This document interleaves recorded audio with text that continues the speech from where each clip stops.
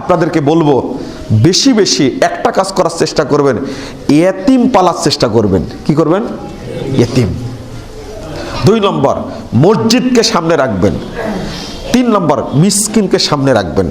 রাসূল সাল্লাল্লাহু আলাইহি ওয়াসাল্লামের কাছে এক ব্যক্তি এসে বলছেন, শাকা কসওয়াতা কলবিহি, অন্তরটা খুব কঠোর। 6009 নম্বর হাদিস মুসনাদ আহমদের মধ্যে আসছে, এত কঠোর অন্তর, আমি নরম হতে পারি না। আল্লাহ রাসূল সাল্লাল্লাহু আলাইহি ওয়াসাল্লাম বলছেন, তুমি হামসা রাসাল ইয়াতীম, এতিমের মাথায় তুমি হাত দিয়ে দিও, আর অতিমের মিসকিন, আর মিসকিন ব্যক্তিকে খেতে দিও, তোমার অন্তরটা আল্লাহর রহমতে ঠান্ডা হয়ে যাবে। তাহলে মিসকিন আর এতিম কত গুরুত্বপূর্ণ। আপনারা তো পারেন না, আমরা পারি না, আসলে এটা দুঃখজনক অবস্থা।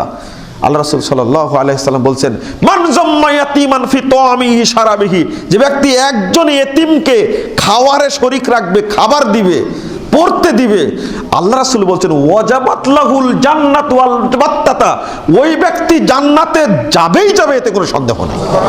এতিমের অভিভাবক জাহান্নামে যাবে না। আপনাদেরকে বলবো বেশি বেশি একটা কাজ করার চেষ্টা করবেন, এতিম পালার চেষ্টা করবেন। কি করবেন? এতিম। 2 নম্বর, মসজিদকে সামনে রাখবেন। 3 নম্বর, মিসকিনকে সামনে রাখবেন। রাসূল সাল্লাল্লাহু আলাইহি ওয়াসাল্লামের কাছে এক ব্যক্তি এসে বলছেন, শাকা কসওয়াতা কলবিহি, অন্তরটা খুব কঠোর। 6009 নম্বর হাদিস মুসনাদ আহমদের মধ্যে আসছে, এত কঠোর অন্তর, আমি নরম হতে পারি না।